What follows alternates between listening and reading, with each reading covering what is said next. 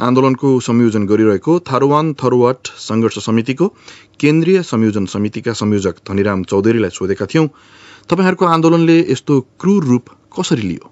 यसको सुनियोजित षड्यन्त्र हो। हाम्रो आन्दोलन भनेको शान्तिपूर्ण हो, लोकतान्त्रिक हो। त्यसकारणले थरूहट आन्दोलन जुन थियो त्यो वास्तवमा शान्तिपूर्ण आन्दोलन हो। शान्तिपूर्ण आन्दोलनमा मान्छेहरू खुकुरी अनि बन्चरो अनि भाला लिएर हिँड्छन्? त्यो हिँड्ने त होइन, तर एकाएक शान्तिपूर्ण आन्दोलनमाथि, शान्तिपूर्ण प्रदर्शनमाथि जुन गोली बर्साइयो, जसले गर्दाखेरि त्यहाँ घुसपैठ पनि भएको हो। होइन, अझै कुरा मिलेन।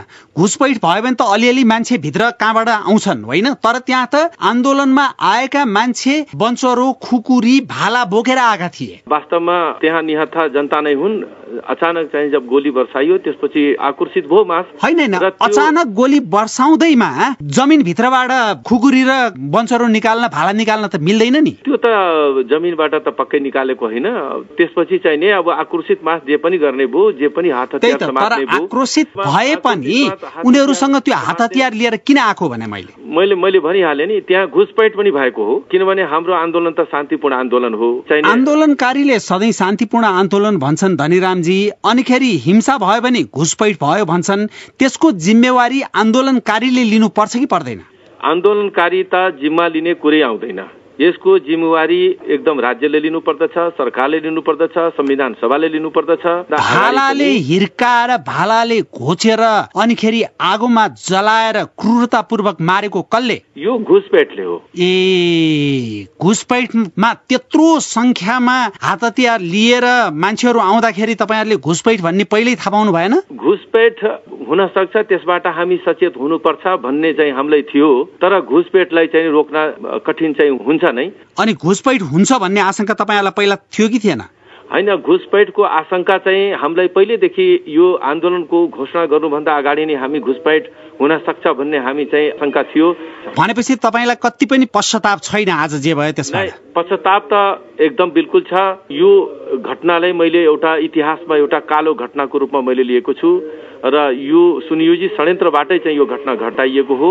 हाम्रो आन्दोलन तुहाउनको लागि यो घटना घटाउने प्रयास गरिएको छ र हाम्रो चाहिँ माग मुद्दाले मत्थर पार्नलाई र हाम्रो आन्दोलनले मत्थर पार्नलाई चाहिँ यो सुनियोजित षड्यन्त्र गरिएको। यदि तपाईहरुलाई यो आजको हिंसा सुनियोजित षड्यन्त्र जस्तो लाग्छ भने केही समय अगाडि केही नेताहरूले आएर हतियार लिएर सडकमा उत्रिनु भनेर भाषण गर्दाखेरि नचाहिँदो रूपमा उक्सायो, हिंसा भड्कायो भनेर त्यति बेला तपाईहरुले किन नभन्या त? हामीले औपचारिक रूपमा चाहिँ भनेका त छैनौं, तर अनौपचारिक रूपमा हामीले खबर गरेका हौं। कसैको भड्काउमा नलाग्नुस्, कसैको बहकाउमा नलाग्नुस्, हामीले चाहिँ यो भन्दै आएको हो। अब भोलिदेखि के गर्नुहुन्छ? भोलि पनि हाम्रो आन्दोलन जारी नै छ, तर शान्तिपूर्ण आन्दोलन हो।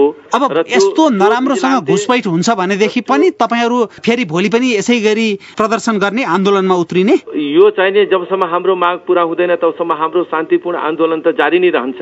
अनि शान्तिपूर्ण त नहुने देखियो नि त। मैले भर्खरै चाहिने मैले जिल्लामा मैले खबर गरिरहेको छु मिडिया मार्फत कि सम्पूर्ण आन्दोलनकारीहरू संयमित रहनुहोस्, हाम्रो चाहिने अहिंसात्मक हो र यही शान्तिपूर्ण आन्दोलनबाटै चाहिने हाम्रो माग मुद्दाहरू चाहिँ सुनिश्चित हुनेछन् भनेर मैले चाहिँ विभिन्न चाहिने जिल्लामा चाहिँ यो निर्देशन दिइरहेको छु। जिल्लाबाट त्यो खबर आइरहेको अवस्था छ।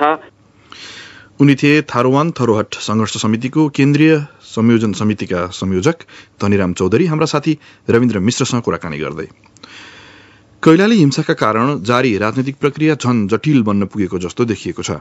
समस्याको अन्तर्यमा रहेको छ उही संघीय प्रदेशको सीमाङ्कन। त्यही सीमाङ्कनका क्रममै अधिकार सुनिश्चित गराउन खोज्नेहरूको आन्दोलनका क्रममा आजको हिंसा भएको हो।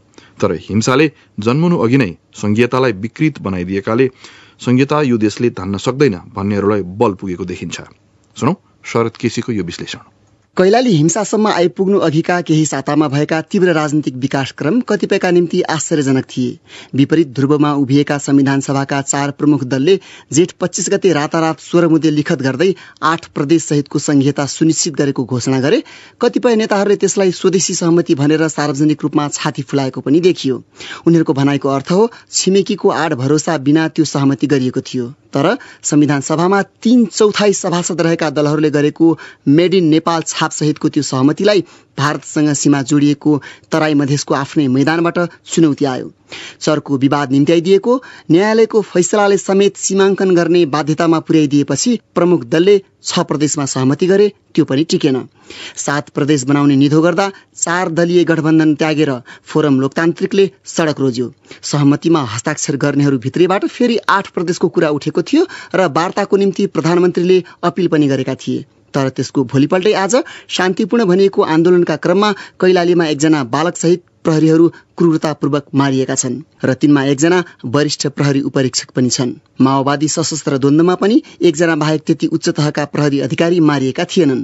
आन्दोलनकारीहरूले घटनामा घुसपैठ भएको बताएका छन्। भैरहवामा प्रहरी अधिकारीले सीमा जोडिएको भारततर्फ संकेत गर्दै बाहिरबाट मानिसहरू आइरहेको र घुसपैठ भए कसले जिम्मेवारी लिन्छ भन्दै आन्दोलनकारीहरूलाई प्रश्न गरेका खबरहरू आएका थिए। गृहमन्त्रीले पनि आज संसदको बैठकमा दक्षिणतर्फबाट मानिसहरू आएको बताए। दक्षिणबारे भने उनले खुलाएनन्। रौतहटको गौरमा आफ्ना कार्यकर्ताहरू मारिँदा पनि भारतीय आक्रमणकारी प्रयोग भएको माओवादी नेताहरूको दाबी थियो। पछिल्लो घटनाले दलहरू सामु तिर्स्याइदिएको प्रश्न छ, छिमेकी अनुमोदन बिनाको स्वदेशी सहमति धान्ने बुता के तिमीहरूमा छ? जवाफ आउँदा दिनहरूमा देलान् नै। तर कैलाली हिंसाले सुरुदेखि नै संघीयता देशले धान्न सक्दैन भनी कतिपयले गरेको ठोकुवा र भित्रभित्रै कैयौँले पालेको आशंकालाई बल पुर्याइदिएको देखिन्छ। स्थापित राजनीतिक मूल्य मान्यता, अभ्यास र प्रक्रिया अनि स्वयं जनतालाई पनि आफ्नो अनुकूलतामा उपयोग र दुरुपयोग गरेर राजनीतिलाई जीर्ण बनाउने कतिपयका शब्दमा प्रमुख अभियुक्त अहिलेका प्रमुख दलहरू नै हुन्। तर भड्किएको राजनीति सम्हाल्ने जिम्मा पनि तिनै प्रमुख दलहरूमै निहित छ भन्नेहरूको संख्या पनि कम छैन। यद्यपि तिनीहरूमाथिको विश्वास भने दिन प्रतिदिन गिर्दै गएकोमा दुई मत पनि छैन। शरद केसी, BBC, काठमाडौँ।